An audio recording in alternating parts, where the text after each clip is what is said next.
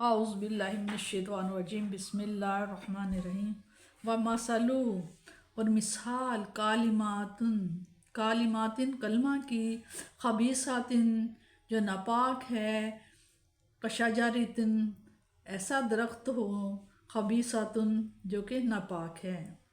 اور مثال ناپاک کلمہ کی ناپاک کلمہ کی ایسی ہے جیسے مانند یا جیسے ناپاک درخت شجرہ درخت خبیثہ ناپاک درخت ہو نج تست جسے اکھاڑ لیا جائے من فوقی اوپر سے ازا زمین کے اوپر سے ما لہا نہیں ہے اسے من قرار اور اسے کچھ بھی قرار نہ ہو اور مثال ناپاک کلمہ کی ایسی ہے جیسے ناپاک درخت ہو جسے اکھاڑ لیا جائے زمین کے اوپر سے اور اسے کچھ بھی قرار نہ ہو یثبت اللہ یثبت ثابت قدم رکھتا ہے اللہ تعالیٰ اللہ زنا ان لوگوں کو آمانو جو ایمان والے ہوں اہل ایمان والوں کو بالقولی اس بات پر الثابت جو پختہ ہو فی الحیات دنیا کی زندگی میں اس پختہ قول کی برکت سے دنیاوی زندگی میں بھی وفی الآخراتی اور آخرت میں بھی وَيُضِلُّ اللَّهُ اور بھٹکا دیتا ہے گمراہ کر دیتا ہے اللہ تعالیٰ الظالمین ظالموں کو وَيَفْعَلُ اور کرتا ہے اللہ تعالیٰ ما یشاء جو چاہتا ہے کفر ایک خبیث درخت کی مانند ہے جس کی جڑیں ہی نہیں ہوتی ہوا کا ایک جھونکا آیا اور اسے اکھاڑ کر زمین پر پھینک دیا ایسے درخت کی شاخیں کہاں ہوں گی اور اس کا پھل کہاں لگے گا یعنی جو لوگ اخلاق و یقین سے کلمہ شہادت پڑھتے ہیں اس کی برکت سے اللہ تعالیٰ انہیں ہر مقام پر ثبات و استقامت بخشتا ہے دنیا میں ان کو دولت ایمان سے محروم کرنے کے لیے ہزاروں فتنے برپا کیے جاتے ہیں بڑی بڑی آزمائشوں سے انہیں گزرنا پڑتا ہے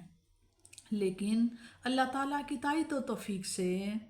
ان کے پائے استقلال میں لغزش نہیں آتی اسی طرح قبر و حشر میں جو مشکل مرحلے پیش آئیں گے توفیق الہی اس وقت بھی ان کی دستگیری کرے گی اور وہ ہر میدان میں کامیاب اور سرخرو ہوں گے حضور صلی اللہ علیہ وسلم کا یہ معمول تھا کہ جب میت کو دفن کرنے سے فارغ ہوتے تو اس کے قریب کھڑے ہو جاتے اور سب کو فرماتے اپنے بھائی کے لیے استغفار کرو اور اس کے لیے ثابت قدمی کی دعا مانگو کیونکہ اب اس سے پوچھا جا رہا ہے حضرت سہیل بن عمار فرماتے ہیں کہ میں نے یزید بن ہارون کو ان کی وفات کے بعد خواب میں دیکھا میں نے پوچھا سنائیے اللہ تعالیٰ نے آپ کے ساتھ کیا سلوک کیا ہے انہوں نے کہا قبر میں میرے پاس دو بڑے خوفناک اور سخت فرشتے آئے اور مجھ سے دریافت کیا ما دینوں کا ومن نبی کا تیرا دین کیا ہے تیرا رب کیا ہے ما دینوں کا ومن ربو کا ومن نبیو کا تیرا دین کیا ہے تیرا رب کون ہے اور تیرا نبی کون ہے میں نے اپنی سفید داڑھی کو پکڑ کر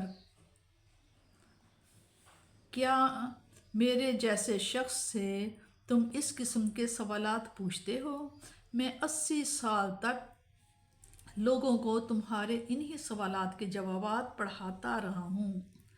یہ بات ختم ہوئی تو انہوں نے ایک سوال پوچھا تم نے حریث بن عثمان سے کوئی حدیث لکھی ہے میں نے کہا ہاں ان دونوں فرشتوں نے کہا کہ وہ علی کرم اللہ وجہہ سے بغض رکھتا تھا اللہ تعالیٰ نے اسے مردود بنا دیا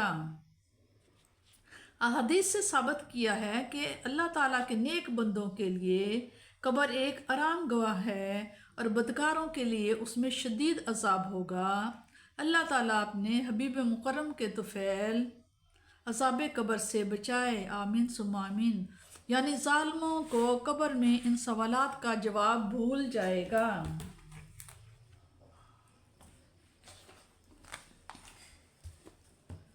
हदीस में इस तरह है कि मौत के बाद कब्र में जब मुसलमान से सवाल किया जाता है तो वो जवाब में इस बात की गवाही देता है कि अल्लाह के सिवा कोई माबूद नहीं और मोहम्मद सल्लल्लाहु अलैहि वसल्लम अल्लाह के रसूल हैं। एक और हदीस में है कि जब बंदे को कब्र में रख दिया जाता है और उसके साथी चले जाते हैं और वो उनके जूतों की आहट सुनता है तो उसके पास वो फरिश्ते आते हैं, दो फरिश्ते आते हैं और उसे उठाकर उससे पूछते हैं कि उस शख्स के बारे में तेरी क्या राय है। वो मोमन होता है तो जवाब देता है कि वो अल्लाह के बंदे और उसके रसूल हैं। फरिश्ते उसे जहन्नम का ठिकाना दिखाते हैं और कहते हैं कि अल्लाह ताला ने उसकी जगह तेरे लिए जन्नत में ठिकाना बना दिया है। बस वो दोनों ठिकाने देखता है और उसकी कब्र 70 हाथ कुशादा कर दी जाती है और उसकी कब्र को क़यामत तक सरसब्ज कर दिया जाता है।